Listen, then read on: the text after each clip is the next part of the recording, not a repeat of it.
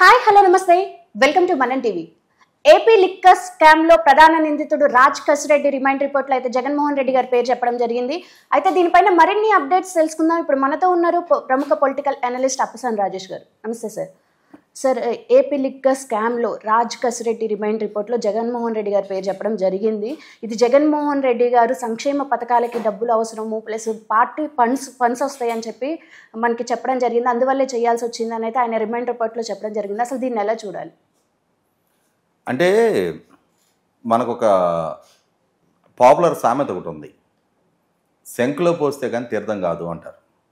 అలాగే ఇవాళ రాజ్ కసిరెడ్డి పోలీసుల విచారణలో, సిట్ అధికారుల విచారణలో అధికారికంగా తన నోటి నుంచి ఆ పదం వెలువడింది కాబట్టి ఇప్పుడు జగన్మోహన్ రెడ్డి గారి ప్రమేయం గురించి మనం మాట్లాడుకుంటున్నాం తప్ప, వాస్తవంగా ఆంధ్రప్రదేశ్ రాష్ట్ర ప్రభుత్వంలో ముఖ్యమంత్రిగా జగన్మోహన్ రెడ్డి గారు కొనసాగిన రోజున ఆయన ద్వారా ప్రజలకు ఏదైనా లబ్ధి చేకూరినా ఆ క్రెడిట్ ఆయనదే.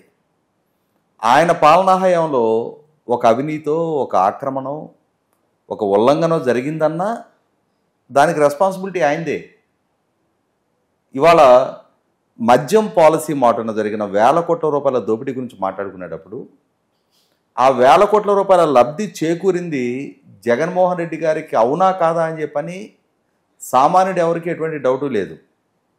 ఎండ్ బెనిఫిషరీ జగన్మోహన్ రెడ్డే అని చెప్పని ప్రతి సగటు ఆంధ్రప్రదేశ్ పౌరుడికి కూడా తెలుసు.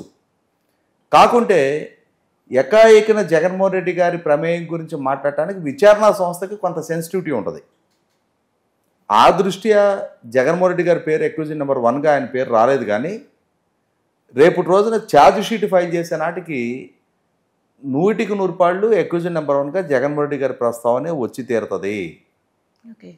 ప్రస్తుతం అక్యూజన్ నెంబర్ 1గా కసిరెడ్డి రాజ్ పేరు ప్రస్తావించిన జగన్మోహన్ రెడ్డి గారి ప్రభుత్వంలో ఎవరో ఐటీ అడ్వైజర్గా పనిచేసిన కసిరెడ్డి రాజు వేల కోట్ల రూపాయలు తను లబ్ధి పొందాడు అని అంటే అసలు డిస్టిలరీస్ ఇతను ఎందుకు ఎంటర్టైన్ చేస్తాయి? పాలకుడిగా జగన్మోహన్ రెడ్డి గారు ఉన్నారు. పాలసీస్ ఇంప్లిమెంట్ చేసేది, డెసిషన్ తీసుకునేది ఆయన. పాలసీ మేకరు, పాలసీస్ ఎగ్జిక్యూట్ చేసేది ముఖ్యమంత్రి హోదాలో ఉన్న జగన్మోహన్ రెడ్డి గారు. ఆయన ఆదేశిస్తే డిస్టిలరీలలో డబ్బులు పే చేస్తారు తప్ప, ఆయన అండదండలుంటే వాళ్ళ వ్యాపారం సజావుగా జరుగుతుంది తప్ప, ఎవరో కసిరెడ్డి రాజు చెప్తే బ్రోవరేజెస్ కార్పొరేషన్ ఎండీగా ఉన్న వాసుదేవ్ రెడ్డి ఈ బ్రాండ్లో స్టాక్ మీరు ఈరోజు పంపించండి అని చెప్పని ఆర్డర్స్ ప్లేస్ చేస్తాడా? ఖచ్చితంగా ఇందులో కింగ్ మేకరు, కింగ్ పిన్ను అన్నీ జగన్మోహన్ రెడ్డి గారే. వీళ్ళందరూ పాత్రదారులు. ఒక్కొక్కళ్ళకు ఒక్కొక్క డ్యూటీ అసైన్ చేయబడింది. వీళ్ళందరూ ఆ డ్యూటీని అసైన్ చేసే ప్రాసెస్లో వీళ్ళకి కూడా కొంత లబ్ధి చేకూర్చుకొని ఉండొచ్చు. సహజంగా జరిగే ప్రక్రియ అది. అవినీతిలో భాగస్వాములు అయ్యి ఉన్నప్పుడు పెద్ద నాయకుడికి పెద్ద మొత్తంలో దక్కితే చిన్న వ్యక్తులకి చిన్న మొత్తంలోనే దక్కుద్ది. అంతేగాని ఎవడు చారిటీ చేయడు ఇక్కడ. ఇటువంటి సందర్భంలో ఐటీ అడ్వైజర్గా పనిచేసిన కేసిరెడ్డి రాజశేఖర్ రెడ్డి ఎలియాస్ కసిరెడ్డి రాజు, అతను ఐటీ అడ్వైజర్కి ఈ రాష్ట్రానికి ఏమైనా సేవలు అందించాడా? అతని పాలనాహయంలో ఏమైనా ఐటీ కంపెనీలు తెప్పించాడా? జగన్మోహన్ రెడ్డి గారు అతన్ని పిలిచి ఐటీ అడ్వైజర్గా ఈ రాష్ట్ర యువత వలస వెళ్ళటానికి ఆస్కారం లేకుండా ఇక్కడే ఇండస్ట్రీని డెవలప్ చేద్దాం, ఐటీ కంపెనీల వాళ్ళతో మాట్లాడి ఛానలైజ్ చేసి ఈ రాష్ట్రంలో ఐటీ కంపెనీలు గ్రౌండింగ్ అవడానికి నువ్వు చొరవ చూపని చెప్పని ఏమైనా చెప్పారా? మనకి నిన్న కేసిరెడ్డి రాజు ఏం చెప్పాడు విచారణాధికారులకి?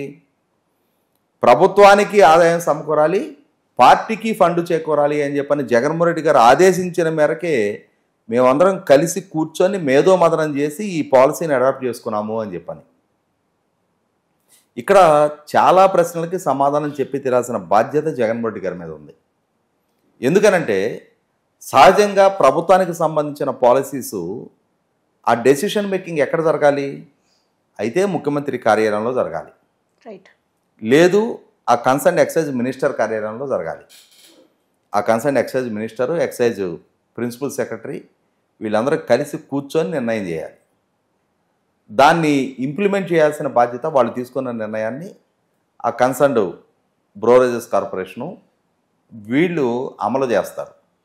అయితే అది చట్టరూపంగా అమల్లోకి రావాలి అని అంటే వీళ్ళు డ్రాఫ్ట్ చేసిన పాలసీని క్యాబినెట్లో అప్రూవ్ చేయించి అసెంబ్లీలో చర్చ పెట్టి అసెంబ్లీలో బిల్లు ఆమోదం పొందిన తర్వాత ఆ బిల్లు గవర్నర్ గారి సమక్షానికి వెళ్ళి గవర్నర్ గారి దగ్గర ఆమోదముద్ర పడిన తర్వాత అప్పుడు చట్టరూపంగా అమల్లోకి వస్తుంది. కానీ ఇక్కడ జరిగింది ఏంటి? ఈ ప్రాసెస్ను ఫాలో కాల. ఈ ప్రాసెస్లో ఎక్సైజ్ మినిస్టరు, ప్రిన్సిపల్ సెక్రటరీ వాళ్ళు ఇన్వాల్వ్ కావాలి. లేదు అని అంటే మహా అయితే బ్రోరేజెస్ కార్పొరేషన్ ఎండి ఆ విభాగానికి సంబంధించిన అధికారులు ఇన్వాల్వ్ కావాలి. కానీ ఇక్కడ విజయసాయిరెడ్డి అతనికి state government day to day అఫైర్స్తో సంబంధం లేదు. పెద్దిరెడ్డి మిథున్ రెడ్డి అతను కూడా లోక్సభ సభ్యుడు, రాష్ట్ర ప్రభుత్వ డే టు డే అఫైర్స్తో అతనికి సంబంధం లేదు. ఇతను కసిరెడ్డి రాజు, ఇతను పూర్తిగా ఐటీ విభాగానికి సంబంధించిన సలహాదారుడు. ప్రభుత్వంలో కానీ పార్టీలో కానీ అతనికి పదవులు ఏమి లేవు, ఒక సలహాదారుడిగా కొనసాగుతూ ఉన్నాడు. అతను ఐటీని వదిలిపెట్టేసి ఈ ఎక్సైజ్ పాలసీస్కి సంబంధించి చర్చించడానికి సిద్ధపడ్డాడు. ముఖ్యమంత్రి పిఏ ఐఏఎస్ అధికారి ధనంజయ రెడ్డి అతనికి కూడా ప్రత్యక్షంగా వచ్చి ఇన్వాల్వ్ అయ్యే హక్కు అతనికి లేదు. ముఖ్యమంత్రి ఓఎస్డి కృష్ణమోహన్ రెడ్డి అతనికి కూడా ప్రత్యక్ష ప్రమేయం ఉండడానికి ఆస్కారం లేదు. అయినా ముఖ్యమంత్రి పిఏ, ముఖ్యమంత్రి ఓఎస్డి, ముఖ్యమంత్రి నాయకత్వంలో పనిచేస్తూ ఉన్న ఒక లోక్సభ పక్ష నాయకుడు, ఒక పార్లమెంటరీ పార్టీ నాయకుడు వీళ్ళందరూ ఇన్వాల్వ్ అయ్యి మేధోమథనం చేసి వీళ్ళకి తోడుగా ఆ సమావేశంలో డిస్టిలరీ యజమానిగా ఉన్న సజ్జల శ్రీధర్ రెడ్డిని కూడా కూర్చోబెట్టుకున్నారు.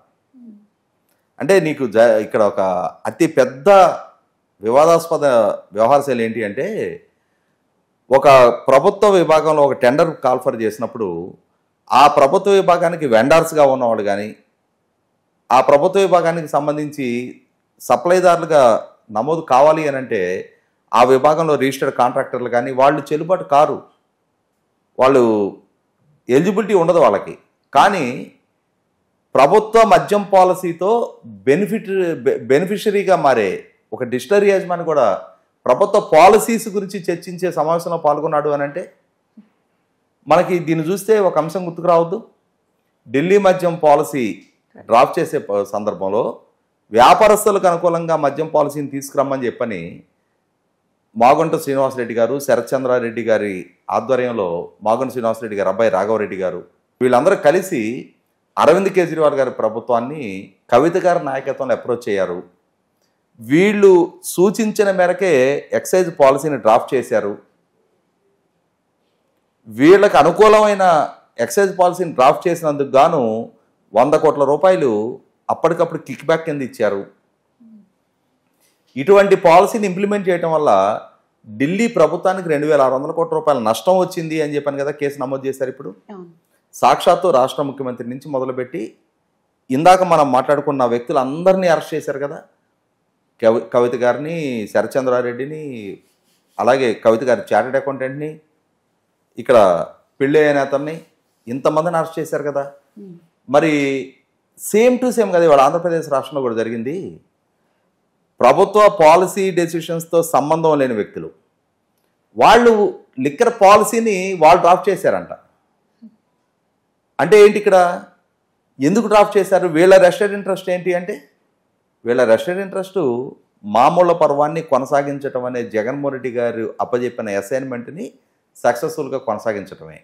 అటువంటప్పుడు ఇక్కడ ప్రధాన అక్యూజ్డ్గా ఉండి తీరాల్సింది జగన్మోహన్ రెడ్డి గారు. ఆయన పాలనా హయాంలో ఆయన ప్రభుత్వ విభాగాల్లో ఆయన పార్టీ నాయకులు, ఆయన దగ్గర పనిచేస్తున్న పిఏలు, ఓఎస్డీలు వీళ్ళందరూ కలిసి కూర్చొని డ్రాఫ్ట్ చేసిన పాలసీకి అనుగుణంగా వసూలు చేసిన మామూళ్ళు అంతిమంగా లబ్ధిదారుడు కూడా జగన్మోహన్ రెడ్డి గారే అని చెప్పని అర్థం చేసుకోవడానికి ఎక్కువ టైం ఏం పట్టదు. కాబట్టే నిన్న మొట్టమొదట కసిరెడ్డి రాజుకి ఈ అంశం గురించి విచారణకు రమ్మని చెప్పి నోటీసులు ఇచ్చిన రోజు ఏమన్నాడు, నాకేం సంబంధం, నేను ఐటీ సలహాదారుణ్ణి, ఎక్సైజ్ పాలసీస్ గురించి నాకేం సంబంధం, నాకెందుకు నోటీసులు ఇస్తున్నారు అన్నాడు. మళ్ళీ తర్వాత మెయిల్ పెట్టాడు, అసలు ఏ అంశం గురించి నన్ను విచారించాలి అనుకుంటున్నారో మొట్టమొదటి నాకు తెలియజేస్తే నేను రావాలా వద్దో ఆలోచించుకుంటా అని చెప్పని. కానీ ఎప్పుడైతే పోలీసులు ఎయిర్పోర్ట్లో అతను అరెస్ట్ చేసి తీసుకొచ్చారో, నువ్వేంట్రా బాబు నీ తలలో పెయిన్ కూడా నిజం చెప్పే తీరాలి అని చెప్పని పోలీసులు పూర్తి సాక్ష్యాధారాలు అతను ఎదురుగా పెట్టి ప్రశ్నించిన తర్వాత నోరు తెరవక తప్పని పరిస్థితి సృష్టింపబడింది. ఇవాళ నోరు తెరిచాడు. ఏం జరిగింది అనే సమాచారం గ్రాడ్యువల్గా అయినా సరే చెప్పి తీరాల్సిన పరిస్థితి కనపడతా ఉంది. అక్కడ మొదట్లో కొంచెం బెట్టు చేశారు, ఆ పప్పులు ఉడికే పరిస్థితి కనపడలేదు. దాంతో ఇక సహకరించి తీరాల్సిన పరిస్థితి కనపడింది. కాబట్టే నేను అమాయకుడిని ఆణిముత్యాన్ని అని చెప్పని వాళ్ళ నాయకులు అతన్ని ప్రశ్నించే ప్రయత్నం చేస్తున్నా న్యాయస్థానం కూడా కన్విన్స్ అయింది కాబట్టి అతనికి రిమాండ్ రిపోర్ట్ విధించడం జరిగింది. 100% ఇవాళ కసిరెడ్డి రాజు అంశంలోనే కాదు, నిన్న పిఎస్ఆర్ ఆంజనేయులు అరెస్ట్ అయ్యాడు. పిఎస్ఆర్ ఆంజనేయులు ఎందుకు అరెస్ట్ అయ్యాడు? కాదంబరి జత్వానీ అని చెప్పని ఒక ముంబైకి సంబంధించిన డాక్టర్ కాదంబరి జత్వానీ అనే ఒక ముంబై నటిని రాష్ట్రానికి ఏమాత్రం సంబంధం లేకుండా ఇక్కడ ఒక తప్పుడు కేసు నమోదు చేయించి అరెస్టు చేయించిన దాంట్లో సీతారామాంజనేయులది ప్రధాన పాత్ర అని చెప్పని ఆవిడిచ్చిన కంప్లైంట్ మేరకు అరెస్ట్ చేశారు.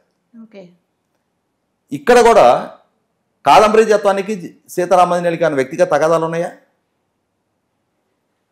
జగన్మోహన్ రెడ్డి గారికి ఉన్న ఆబ్లిగేషన్ మేరకు కాదంబరి జత్వాని సజ్జన్ జిందాల్ అని అతని మీద కేసు నమోదు చేసిన నేపథ్యంలో, సజ్జన్ జిందాల్కి జగన్మోహన్ రెడ్డి గారికి ఉన్న ర్యాపో నేపథ్యంలో సజ్జన్ జిందాల్ జగన్మోహన్ రెడ్డి గారిని అప్రోచ్ అయ్యి నాకు ఒక సమస్య వచ్చింది, ఇలా నా మీద ఒక ఆవిడ రేప్ కేసు పెట్టింది, ఆవిడ ముంబైలో ఉంటుంది, ఎలా అయినా మీరు నాకు హెల్ప్ చేయాలి, మీ చేతిలో గవర్నమెంట్ ఉంది, వ్యవస్థలు ఉన్నాయి కాబట్టి అని చెప్పని సజ్జన్ జిందాల్ జగన్మోహన్ రెడ్డి గారిని అప్రోచ్ అయిన తర్వాత జగన్మోహన్ రెడ్డి గారి ఆదేశాల మేరకు అప్పుడు ఈ సీతారామాంజనేయులు తన సబార్డినేట్ ఆఫీసర్స్ అయినా, యాక్చువల్గా తన సబార్డినేట్ అతని ఇంటెలిజెన్స్ చీఫ్, ఆ అధికారులను ఆదేశించాలనుకుంటే డీజీపీ ఆదేశించాలి.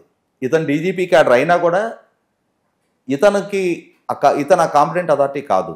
అయినా సరే ముఖ్యమంత్రితో సన్నిహితంగా ఉంటున్నాడు కాబట్టి పిలిచింది సీఎంఓ కాబట్టి సీఎంఓకి వచ్చి కాంతిలాల్ రాణా టాటా, విశాల్ గున్ని లాంటి వాళ్ళు ఇతనితో చర్చించిన మేరకు, ఇతను ఇచ్చిన ఆదేశాల మేరకు సీఎంఓలో సీతారామాంజనేయులు గారు ఇచ్చిన ఆదేశాల మేరకే మేము ఆ అమ్మాయిని అక్కడి నుంచి తీసుకురావడం జరిగింది అని చెప్పిన విశాల్ గున్ని విచారణాధికారులకి తెలియజేసిన నేపథ్యంలో ఇవాళ సీతారామాంజనేయులు అరెస్ట్ జరిగింది. అంటే ఇక్కడ అర్థమవుతుంది ఏంటి, ఇష్యూ సీతారామాంజనేయులకి సంబంధించింది కాదు, ఇష్యూ జగన్మోహన్ రెడ్డి గారికి సంబంధించింది. అంటే ఆ కాదంబరి జత్వానితో జగన్మోహన్ రెడ్డి గారికి ఏమి లావాదేవీలు లేవు, కానీ జగన్మోహన్ రెడ్డి గారికి బాగా పరిచయస్తుడిగా ఉన్న సజ్జన్ జిందాల్తోకి ఆమెకి మధ్య ఇష్యూస్ ఉన్న నేపథ్యంలో సజ్జన్ జిందాల్ రెస్క్యూ కోసం జగన్మోహన్ రెడ్డి గారు వెళ్ళారు. ఆ వెళుతూ తన ప్రభుత్వంలో కీలక స్థానాల్లో ఉన్న పోలీసు అధికారులను ఇన్వాల్వ్ చేశాడు. వీళ్ళ ద్వారా ఆ ఇష్యూని రిజాల్వ్ చేసుకోవడానికి ప్రయత్నం చేశాడు. కానీ ఎప్పుడైతే అది ఇష్యూ పబ్లిక్ ఫోరంలోకి వచ్చిందో వీళ్ళు ఈ విధమైన అకృత్యాలకు పాల్పడ్డారు, అధికార దుర్వినియోగానికి పాల్పడి ఒక బాధితురాలు ఒక కార్పొరేట్ జైంట్ మీద నమోదు చేసిన కేసును విత్డ్రా చేయించుకోవడం కోసం ఆ బాధితురాలు కుటుంబాన్ని అరెస్టు చేసి వారాల తరబడి జైల్లో ఉంచారు అని చెప్పని ఎప్పుడైతే వార్త వచ్చిందో 100% ప్రజలకు కూడా ఒక స్పష్టత వచ్చింది. ఖచ్చితంగా జగన్మోహన్ రెడ్డి గారి ఆదేశాల మేరకు ఈ విధమైన తప్పుడు పనుల్లో ఇన్వాల్వ్ అయిన పర్యవసానం వీళ్ళందరూ కూడా ఇవాళ వాళ్ళ కెరీర్లు పణంగా పెట్టబడ్డాయి, కేసులు పాలవుతూ ఉన్నారు, జైలు పాలవుతూ ఉన్నారు. అక్కడ కసిరెడ్డి రాజు అయినా ఇక్కడ సీతారామాంజనేయులు అయినా సరే 100% జగన్మోహన్ రెడ్డి గారి కోసం పనిచేసి ఇవాళ వాళ్ళు జైలుకి వెళ్తూ ఉన్నారు, వాళ్ళు కేసులు పాలవుతూ ఉన్నారు. అంతిమ లబ్ధిదారుడైన జగన్మోహన్ రెడ్డి గారి దగ్గరికి ఇటు కాదంబరి జత్వాని విచారణ చేరుకోవాలి, అటు ఎక్సైజు పాలసీ మోడర్న్ జరిగిన వేల కోట్ల రూపాయల అవినీతి విచారణ కూడా ఆయన దగ్గరికి చేరుకొనే తీరాలి.